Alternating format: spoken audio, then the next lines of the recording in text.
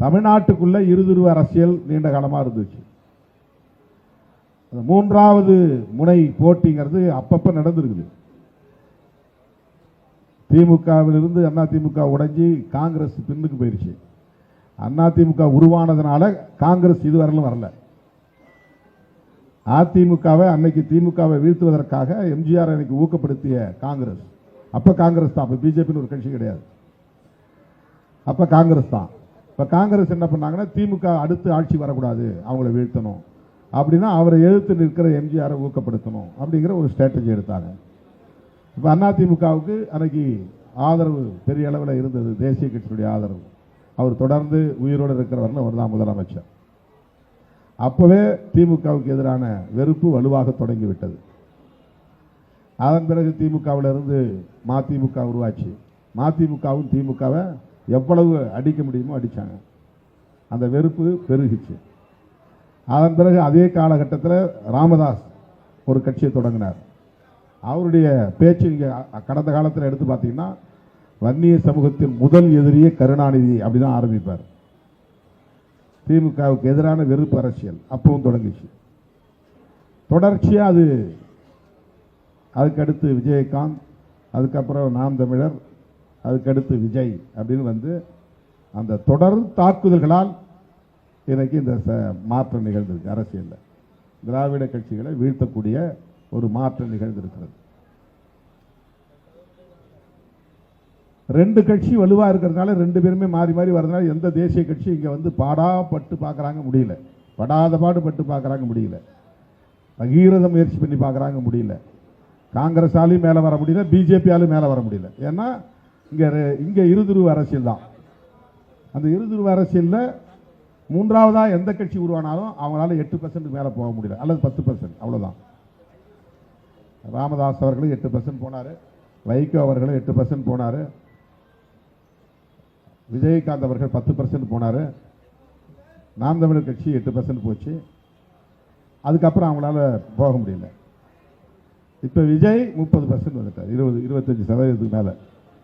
இது வலுவான ஒரு மூன்றாவது சக்தியாக களம் கண்டதனால் ரெண்டு திராவிட கட்சிகளுக்கு ஒரு பெரிய பின்னடைவு. சரி, மூன்றாவதா ஒரு கட்சி வந்ததனால் ரெண்டு திராவிட கட்சிகளுக்கு மாறி மாறி ஓட்டு போட்டு இருந்தவங்க அங்கிருந்து இங்க இருந்து ஷிஃப்ட் ஆயிட்டாங்க. எல்லா சமுதாயத்திலிருந்து மாறி ஓட்டு போட்டிருக்காங்க. ஆனா சில பேர் திட்டமிட்டு விடுதலை சிறுத்தைகள் இருந்தவங்க தான் எல்லாம் ஓட்டு போட்டாங்க அப்படின்னு ஏன் ஒரு தோற்றத்தை உருவாக்குறாங்கன்னா, விடுதலை சிறுத்தைகளுக்கு அரசியல் முக்கியத்துவம் கிடைச்சிடக்கூடாதுன்னு நினைக்கிற காழ்ப்புணர்ச்சி கொண்ட கும்பல் அதை தொடர்ந்து பரப்பி திருமாவளவனால்தான் திமுக கூட்டணி ஜெயிச்சது ஒரு மேரேஜ் இருந்துச்சு. தொடர் வெற்றி கிடைச்சிட்டே வந்துச்சு 3 முறை.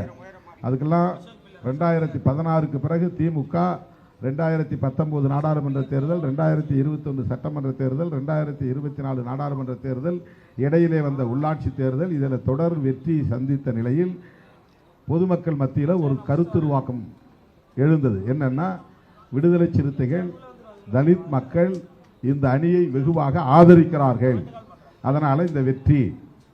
இதை உடைக்கணுங்கிறதுக்காகவே இதெல்லாம் அந்த பக்கம் போயிருச்சு. திருமாவளவன் இருந்த ஓட்டெல்லாம் அந்த பக்கம் போயிருச்சு. அதனால தான் திமுக கூட்டணி தோற்றுது அப்படின்னு ஒரு தவறான கருத்தை திட்டமிட்டு பரப்புகிறார்கள்.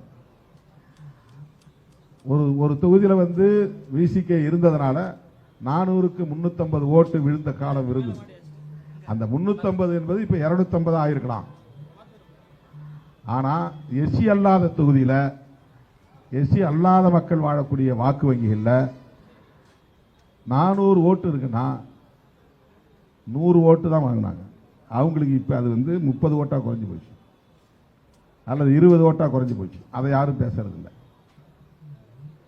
0 கூட இருக்கு. இப்ப திருவதி ஸ்ரீரங்கத்தில் வந்து ஒரு பூத்துல வெறும் 5 ஓட்டு தான் டிஎம்கே வேட்பாளர் கிடைச்சிருக்கு. அது எஸ்சி பூத்தே கிடையாது. அப்ப இதுக்கு முன்னாடி அந்த பூத்துல திமுகவுக்கு எவ்வளவு ஓட்டு கிடைச்சது, ஏன் இப்ப 5 ஓட்டு கிடைச்சது? அவங்க எல்லாம் யாருக்கு ஓட்டு போட்டாங்க? என்ன நேரேஷன், என்ன ஒரு என்ன ஒரு தோற்றத்தை உருவாக்குறாங்கன்னா, விடுதலை சிறுத்தைகள் அங்க வர்றத இங்க இருந்து இந்த அணி தோற்று போனதற்கு விடுதலை சிறுத்தைகளுக்கு வாக்களித்தவர்கள்லாம் மாறி அங்க ஓட்டு போட்டாங்க அதாவது எஸ்சி மக்கள்லாம் சினிமா மோகத்துக்கு ஆளாகி ஓட்டு போட்டாங்க, இது ஒரு தோற்றம். இந்த மக்கள் வந்து அரசியல் படுத்தப்படாதவர்கள்ங்கிற மாதிரியும், ஒரு காலத்தில் என்ன பண்ணாங்க, ஓட்டுக்கு காசு வாங்கிட்டு போட்டாங்கன்னாங்க. இப்போ டிவிக்கே ஓட்டுக்கு காசே கொடுக்கல, அவங்க ஜெயிச்சுட்டாங்க. அந்த குற்றச்சாட்டை எங்களால் சொல்ல முடியல. சினிமா மோகத்தில் போட்டாங்க. இப்போ அதே ஊரில் பூத்தில் தலித் அல்லாதவர்களுடைய பூத்தில் எடுத்து பாருங்கள், எவ்வளோ ஓட்டு டிவிகேவுக்கு விழுந்திருக்கு, எவ்வளோ ஓட்டு டிஎம்கேவுக்கு விழுந்திருக்குங்கிறது தெரியும் உங்களுக்கு. இன்றைக்கு 59 இடங்கள் திமுக வெற்றி பெற்று இருக்கிறது என்றால் அதுவும் விடுதலை சிறுத்தைகளின் பங்களிப்பு தான் மகத்தானது என்பதை சொல்ல நான் கடமைப்பட்டிருக்கிறேன். அதை கூட அந்த அளவுக்கான எண்ணிக்கையை தக்க வைத்ததில் சிறுத்தைகளின் பங்கு மகத்தானது. அதை யாரும் சொல்ல மாட்டாங்க. ஏன் சொல்ல மாட்டாங்கன்னா, விடுதலை சிறுத்தைகளுக்கு கிடைக்கிற முக்கியத்துவம் அவர்களால் தாங்கிக் கொள்ள முடியவில்லை. நாம யாரும் சொல்லலை, அவங்களா வந்து என் பேரை ப்ரப்போஸ் பண்றாங்க. ஒருத்தர் துணை முதலமைச்சருங்கிறாரு, ஒருத்தர் முதலமைச்சருங்கிறாரு. நாங்க சொல்லவே இல்லை, நாங்க கிளைம் பண்ணல, நாங்க யார்த்தையும் போய் கேட்கல. எங்கள்கிட்ட இருக்குது 2 சீட்டு. நாங்க யார்த்தையா போய் கேட்டோமா எங்களை முதலமைச்சர் ஆக்குங்கன்னு? நாங்க யார்த்தையாவது போய் கேட்டோமா எங்களுக்கு துணை முதலமைச்சர் வேணும்னு? இப்ப நம்ம கேட்கவே இல்லை. நோபல் பரிசுக்கும் பரிந்துரைக்கிறாங்க. இன்னும் என்னென்ன கிடைக்குமோ நமக்கு தெரியல.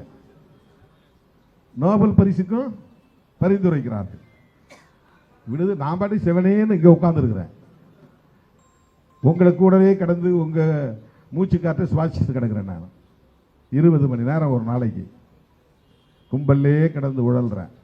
ஆனா அவங்க எங்கேயே இருக்கிறவங்க துணை முதலமைச்சர்ன்றாங்க, இப்ப நோபல் பரிசுக்கு பரிந்துரைக்கிறாங்க. அதுக்கு நான் என்ன பண்ண முடியும்? அது சிலருக்கு வயிற்றெரிச்சலா இருக்கு.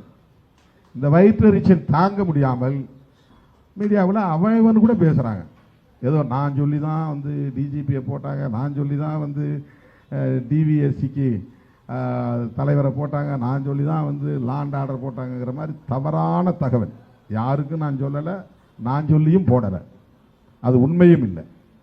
அந்த அதிகாரி தலித் அப்படின்னா நான் சொன்னேன்னு அர்த்தமா? நான் தலித்து மட்டும்தான் சொல்லுவேன்னா, வேற யாருக்கும் நான் சொன்னது இல்லையா? அவங்க பாருங்க சாதி புத்தி. அது அந்த சாதி புத்தியிலிருந்து வரக்கூடிய வெளிப்பாடு அது. நான் இதுவரை இத்தனை வருஷம் 37-40 வருஷம் இந்த களத்தில் இருக்கிறேன். சாதி அடிப்படையில் எந்த அதிகாரியும் போய் நான் அணுகினது கிடையாது. எந்த அதிகாரி எந்த சாதின்னு நான் தெரிஞ்சுக்கிட்டது கிடையாது. சொல்ல போனால் ஐஏஎஸ் ஐபிஎஸ் அதிகாரிகளை வச்சுக்கிட்ட மேடையிலே நான் சொல்லுவேன், ஆடு மாடு மேய்க்கிறவர்களை நம்பித்தான் நான் இந்த களத்தில் இருக்கிறேன், ஐஏஎஸ் ஐபிஎஸ்ஐ நம்பி நான் இந்த களத்தில் நிற்கவில்லை அப்படின்னு பல மேடைகளில் பேசியிருக்கிறேன். இன்றைக்கும் கட்சி நடத்துவதற்கு சாதாரண தொண்டர்கள் உழைக்கிறவர்கள் தான் எனக்கு உதவுறாங்களே தவிர ஐஏஎஸ் ஐபிஎஸ் படித்தவங்க யாரும் எனக்கு வந்து உதவலை. எனக்கு யாரும் ஆலோசனை சொல்லலை, எனக்கு யாரும் வழிகாட்டலை, எனக்கு யாரும் புத்திமதி சொல்லலை, எனக்கு ஏதும் திங்க் டேங்க்லாம் கிடையாது. இந்த சிந்தனையாளர்கள் மன்றம் அப்படிங்கிறது தான் விடுதலை சிறுத்தை கட்சி கிடையாது. இந்த ரிட்டையர்டு ஐஏஎஸ் ஆஃபீஸர்ஸ்லாம் அப்படியே போய் அந்தந்த சாதி அடிப்படையில் ஒன்றா சேர்ந்துருவாங்க. இப்போ மருத்துவர் ராமதாஸ் வந்து ஒரு கட்சி நடத்துகிறாருன்னா அந்த சமூகத்தில் இருக்கிற ரிட்டையர்டு ஐஏஎஸ் ஆஃபீஸர்லாம் அவருக்கு பின்னால் இருப்பாங்க. அவருக்கு பட்ஜெட் எழுதி கொடுப்பாங்க, அவருக்கு அறிக்கை எழுதி கொடுப்பாங்க, அவருக்கு ஆலோசனை கொடுப்பாங்க. இது மாதிரிலாம் என் பின்னால் யாராவது ஒரு ஐஏஎஸ் அதிகாரி வந்து பார்த்துருக்கீங்களா? நானும் அவங்கள தேடி போனது கிடையாது, அவங்களும் என்னை தேடி வந்தது கிடையாது. அப்படி அவங்கள நம்பி நாம் இருந்ததில்லை. யார்கிட்டையும் நான் போய் ஆலோசனை கேட்டதும் இல்லை. கேட்டதுன்னா என்னன்னா, எனக்கு அது தேவைப்படலை. அப்படிலாம் எனக்கு எந்த ஆம்பிஷனும் பெருசாக கிடையாது. நான் ஜனங்களுக்காக கிடக்கிறேன், ஜனங்களுடைய டிமாண்ட் என்னவோ அதுக்காக நான் போராடுறேன், அவ்வளவுதான். பெரிய கால்குலேஷன் கிடையாது எனக்கு. பெரிய கணக்கு தொலைநோக்கு திட்டம் அப்படி ஆகணும் இப்படி ஆகணும் அப்படின்னா எதுவும் கிடையாது. ஏன்னா பல பேர் கேட்டாங்க, ஏன் நீங்க முதல்வராக ஆசைப்படலையான்னு. 10-20 வருஷமா 25 வருஷத்துக்கு முன்னாடியே ஆனந்த விடல ஒரு பேட்டி, எனக்கு முதலமைச்சர் கனவு உண்டு அப்படின்னு ஒரு பேட்டி எடுத்து போட்டாங்க. எனக்கு கேட்டாங்க. இது நீண்ட காலமாக விவாதிக்கப்பட்டு வருகிற ஒரு செய்தி. நான் எல்லாருக்கும் சொல்றது என்னன்னா, மக்களா பார்த்து திருமாவளவனுக்கு இந்த தகுதி இருக்கிறது என்று தீர்மானிக்கிற காலம் வரும். அதுவரையில் உழைப்பது மட்டும்தான் என் வேலை, பாடுபடுவது மட்டும்தான் என் வேலை. நானே என்னை வந்து ஒரு பிராண்ட் பண்ணிக்க மாட்டேன். ஆளை பிடிச்சி எனக்கு ஏதாவது இந்த பிராண்டிங் ஸ்ட்ராட்டஜி கொடுங்க, எனக்கு வந்து எப்படி பிரச்சாரம் பண்ணணும், எப்படி பேசணும், எனக்கு ஏதாவது எழுதி கொடுங்க அப்படின்லாம் இல்லை. இப்போ பாருங்க, சும்மா அப்படியே தூக்க கலகத்தில் உட்காந்துருந்தேன், டக்குனு எழுச்சி வந்து பேசுகிறேன். என்ன பேசுறது எனக்கு தெரியாது, அவங்க பேசுறதை வச்சு பேசுகிறேன். ப்ரிப்பேர் பண்ணிக்கிட்டு நான் வரல. ஆக விடுதலை சிறுத்தைகள் கட்சி குறிவைக்கப்படுவது, திருமாவளவன் குறிவைக்கப்படுவது ஒரு உள்நோக்கம் கொண்ட செயல். தமிழக அரசியலில் இவர்கள் தொடர்ந்து பேசுவிடும் பொருளாக இருக்கிறார்கள் அல்லது தீர்மானிக்கிற சக்தியாக இருக்கிறார்கள்.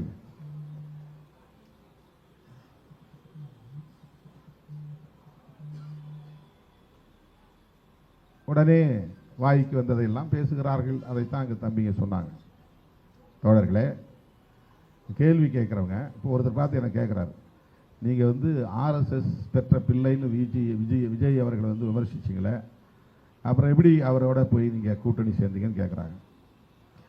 அதே கேள்வி இப்படி திருப்பி கேட்கலாம்ல, உங்களை திருமாவளவன் வந்து ஆர்எஸ்எஸ் பெற்ற பிள்ளைன்னு சொன்னார, அப்புறம் எப்படி நீங்கள் அவர்கிட்ட போய் ஆதரவு கேட்குறீங்க அப்படின்னு யாரும் ஒருத்த கூட விஜய் கிட்ட கேட்கல?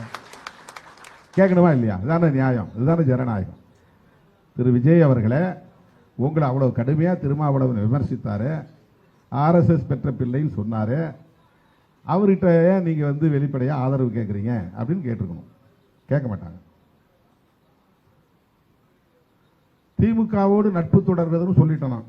அந்த மே 10, 11, 12 அந்த காலகட்டத்தில் நாம் ஆதரவு தெரிவித்த நேரத்தில், அப்புறம் அமைச்சரவை சேர்ந்த நேரத்தில் மே 21க்கு பிறகு பேசும்போது சொன்னாங்க. அது எப்படி சொல்லலாம்? இப்போ நான் கேட்குறேன், திமுகவை தீய சக்தின்னு சொன்னவர் எப்படி முன்னாள் முதலமைச்சர் வீட்டுக்கு போகலாம்? யாராவது கேட்டீங்களா? தீய சக்தின்னு சொன்னாரா இல்லையா? அப்போ அண்ணன் ஸ்டாலின் அவர்கள்ட்ட நீங்க கேட்கணும், என்னங்க உங்களை தீய சக்தின்னு சொன்னாரு, அவரை ஏன் நீங்க போய் வரவேற்கிறீங்கன்னு கேள்வி கேட்கணும். அல்லது நீங்க தீய சக்தின்னு சொன்னீங்க, அவரை எதிர்த்து தானே உங்களுக்கு மக்கள் ஓட்டு போட்டாங்க, அப்புறம் எந்த அடிப்படையில் நீங்க அவர் வீட்டுக்கு போனீங்க, அவரை போய் அவருடைய வாழ்த்துக்களை பெற்றீங்க அப்படின்னு நம்முடைய முதலமைச்சர் விஜய் அவர்களை பார்த்து கேட்கணும். யாராவது கேட்பாங்களா? கேட்பாங்களா? திருமாவளவன்ட்ட எல்லா பிரச்சனைகளுக்கும் கருத்து கேட்பாங்க. இது என்ன முழுமையா எதுவும் பார்க்காம இவங்க பத்திரிகையாளர் கேட்கிற கேள்வி மட்டும். இப்ப நான் ஒன்று சொல்லிட்டே இருப்பேன், இவங்க இப்ப டைப் பண்ணிட்டே இருப்பாங்க. இவங்க புரிதல் என்னவோ அந்த புரிதல் இருந்து டைப் பண்ணுவாங்க. அவங்களுக்கு என்னன்னா, ஓ இப்படி சொன்னாரா, உடனே வந்து விஜய்க்கு எதிராக திருமாவளவன் கருத்து, ஸ்டாலினுக்கு எதிராக திருமாவளவன் கருத்து, எதையாவது ஒரு கார்டு போட்டு பரபரப்பை உண்டு பண்ணுவாங்க. அப்ப ஏன் விஜய்கிட்ட போய் கேள்வி கேட்கல நீங்க? திருமாவளவன் கேட்டார். இது எப்படி குழப்பி விடலாம்? குழப்பி விட்டுட்டு திருமாவளவன் குழப்புகிறாருமா. குழம்புறவன் நீங்க, குழம்புறது நீங்க, குழப்பி விடுறது நீங்க. நான் என்ன குழப்புறேன்? ஏன் ஒரு நட்பு இருக்கக்கூடாது, ஏன் உறவு இருக்கக்கூடாதுன்னு கேள்வி கேட்டா, நீ அங்க போயிட்டல, போயிட்ட பிறகு என்ன? எல்லாத்திலையும் ஒரு ப்ரொசீஜர் இருக்குல்ல, அதிகாரபூர்வமான அறிவிப்புங்கிறது ஒன்று இருக்குல்ல, ஒரு அபிஷியல் டிக்ளரேஷன் வேணும்ல. அப்ப அந்த காலகட்டத்தில் இருந்த அந்த சூழல்ல சொன்ன கருத்து அது. அதை தான் ரெட்டமலை சீனிவாசனுடைய பிறந்த நாள் அன்னைக்கு சொல்றேன். அவன் கேள்வி கேட்டான், சார் நீங்க வந்து திமுக தான் கூட்டணியை முறித்து கொண்டதுன்னு சொன்னதா பேசியிருக்கீங்க இந்த விருதுகள் வழங்கும் விழாவில், நீங்க அமைச்சரவையில் சேர்ந்த போதே அது முறித்து கொண்டதா இருக்காதான்றான். நல்ல கேள்விதான், அருமையான கேள்விதான். அப்ப நான் என்ன சொன்னேன், அந்த காலம் வரையில் நான் மேடையில் பேசும்போது திமுகவோட நாங்கள் நல்ல தொடர்பு தான் இருந்தோம். அவங்கள சந்திக்கும் போது நாங்கள் இப்படி முடிவெடுத்திருக்கிறோம்னு சொன்னோம். அவங்களும் அதுக்கு பெரிய அளவில் எதிர்ப்பு தெரிவிக்கல, மறுப்பு தெரிவிக்கல. அதனால என்ன, ஆதரவு தெரிவிக்கிறது ஒன்றும் தவறு இல்லை, ஆதரவு தெரிவிங்க அப்படிலாம் சொன்னாங்க. இப்போ அந்த அளவுக்கு லிபரலாக நடந்துக்கிட்ட முறையை நாம் வெளிப்படுத்துகிறோம். அதில் வந்து நம்ம உள்நோக்கெல்லாம் கற்பிக்கல. அவங்களுக்கு ஒரு உள்நோக்கம் இருந்ததுன்னா நம்ம உள்நோக்கெல்லாம் கற்பிக்கல. அல்லது நாங்கள் போய் பர்மிஷன் வாங்கணும் அப்படின்னு அது அர்த்தம் கிடையாது. எங்களுக்கு இருக்கிற அந்த தோழமை உணர்வின் அடிப்படையில் நாங்கள் எடுக்கிற முடிவை சொல்கிறோம். 10 நாள் கழித்து அமைச்சரவையில் சேருகிறோம், அதை சொல்றதுக்கும் நான் தொலைபேசி தொடர்பு கொள்றேன். தொடர்பு கொள்ள முடியல. மூத்த அமைச்சர்களை தொடர்பு கொள்றேன், 1-2 பேர்கிட்ட பேச முடிஞ்சது. அவங்க எல்லாமே ரைட்னா, அரசியல் சூழல் இப்படி மாறிச்சு, நீங்கள் எடுக்கிற முடிவு உங்கள் கட்சி நலனுக்கு உரியதாக இருக்கட்டும், அவ்வளோதான் சொன்னோம். இதை நாங்கள் ஓப்பனாக பேசுகிறோம். இதில் என்ன ஓப்பனாக பேசுகிறது, என்ன தப்பு இருக்குது? இதில் என்ன ஒன்று நாங்கள் போய் அவங்கள்ட்ட பர்மிஷன் வாங்கிட்டு வந்தோங்கிற மாதிரி அதில் என்ன நேரேஷன்?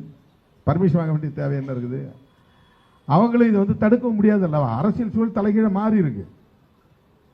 போக வேண்டாம்னு சொல்றது நாகரிகம் இல்லைன்னு கூட அவங்க நினைச்சிருக்கலாம், போக வேண்டாம்னு மனசுக்குள்ள நினைச்சிருக்கலாம்.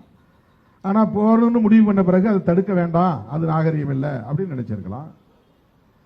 போகும்போது சொல்லாம போகக்கூடாது, அது நாகரிகம் இல்லை, சொல்லிட்டு நாம போய் ஆதரவு தெரிவிப்போம் அப்படின்னு நாங்க எடுக்கிறோம். இதில் உள்ள நாகரிகமான அணுகுமுறைகளை புரிந்து கொள்ளாமல் நீ தான் இப்படி போயிட்டல, அப்புறம் ஒண்ணு இங்க விசுவாசமா இரு அல்ல அங்க விசுவாசமா இருன்னா விசுவாசமா இருக்கிறதா இதுல பிரச்சனை. யாருக்கு விசுவாசமா இருக்கணுங்கிறதா பிரச்சனை. இது அரசியல் முடிவுகள் எடுப்பதில் உள்ள அணுகுமுறைகள் தான் இதுல பிரச்சனை. எப்படி நாம இதை அப்ரோச் பண்றோங்கிறது தான். பதவி கிடைச்சிருச்சுனோடனே பழைய உறவெல்லாம் உதறிட்டு ஓடி ஒட்டிக்க முடியுமான்னு ஒரு கேள்வி எழுப்புறேன். இதுல என்ன தப்பு இருக்குது?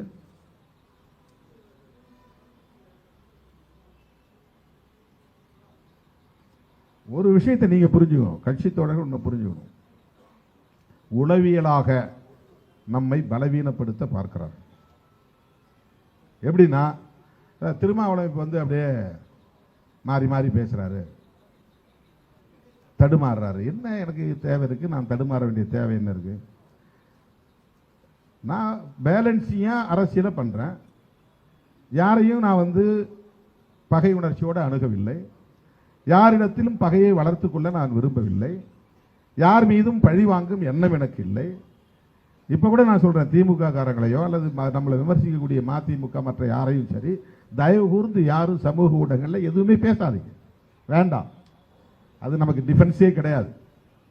பேசுறவங்க பேசிட்டு போனா போறாங்க, அதை நீ ஸ்க்ரோல் பண்ணி விட்டு போயிட்டே இருங்க, என்ன வேணாலும் பேசட்டும், நமக்கு அது அவசியம் இல்லை. நான் வந்து வாரியர்ஸ் ஆஃப் சோசியல் ஜஸ்டிஸ், சமூக நீதிக்கான போராளிகள், அவ்வளவுதான் அவ்வளவுதான். கூட்டணியை பற்றியோ தேர்தலை பற்றியோ வெற்றி தோல்வியை பற்றியோ அதில் லாபநட்ட கணக்குகளை பற்றியோ நமக்கு கவலை இல்லை. அதை ஃபேஸ் பண்றோம், அவ்வளவுதான். போற வழியில் அது வருது, நம்ம ஃபேஸ் பண்றோம். நீண்ட பயணம் போயிட்டு இருக்கோம், இடையில இடையில தேர்தல் வருது, கூட்டணி வருது, அதை ஃபேஸ் பண்ணி தான் ஆகணும், அதை டீல் பண்ணி தான் ஆகணும், அதை அணுகிய தான் ஆகணும். அதனால அதை ஃபேஸ் பண்றோம், அவ்வளவுதான். இப்போ நீங்க யாரை வந்து நம்பி இருக்கிறீங்களோ அந்த நம்பிக்கையை சிதைக்கிறது. திருமாவளவன் மேல இந்த இளைஞர்கள்லாம் அப்படி ஒரு அதீத நம்பிக்கையோடு இருக்கிறாங்களே, எவ்வளவு பெரிய புயல் அடிச்சாலும் அது சீர்குலையாம இருக்க, கட்டுக்கோப்பா இருக்க, இதை பொறுத்து கொள்ள முடியாதவர்கள் வாய்க்கு வந்ததை பேசுகிறார்கள். இங்க இருந்து போயிட்டாங்க, கூடாரம் காலி ஆயிருச்சு. பல கட்சியில இருந்து எந்த நம்பிக்கையில் நீங்க வந்து சேர்றீங்க? இதுக்கு யாரும் நம்ம வந்து இதுக்காக கேம்பெயின் பண்ணல. எல்லா சமூகத்தை சார்ந்த இளைஞர்களும் வந்திருக்கிறீங்க. இது நாளைக்கு ஆளுங்கட்சியாக போற கட்சி கிடையாது. திருமாவளவன் நாளைக்கு முதலமைச்சர் ஆகிடுவார் நினைச்சு யாரும் நீங்க வரல. இப்போ உங்களுக்கும் ஒரு கொள்கை பார்வை இருக்கிறது, ஒரு கோட்பாட்டு பார்வை இருக்கிறது, ஒரு நம்பிக்கை இருக்கிறது. எல்லா கட்சியுமே அப்படிதான். அந்த கட்சி விட்டு கட்சி தாவறவங்க யாரா இருப்பாங்கன்னா, கொள்கை பிடிப்பு இல்லாமல் பதவி வெறி கொண்டவர்களாக, பதவி பிடிப்புள்ளவர்களாக இருப்பவர் தான். எந்த கட்சி எடுத்துக்கிட்டாலும் சந்தர்ப்பத்தை பயன்படுத்தி இப்பவே போனா டிவிக்கேல சேர்ந்துட்டா நாளைக்கு எம்பி சீட்டு வாங்கலாம் அப்படின்னு நினைக்கிறவங்க போலான்னு நினைப்பாங்க. தொண்டர்கள் அல்லது கொள்கை பிடிப்புள்ளவர்கள் யாரும் போக மாட்டாங்க. 99.99% அப்படியே தான் கட்சியில் இருப்பாங்க.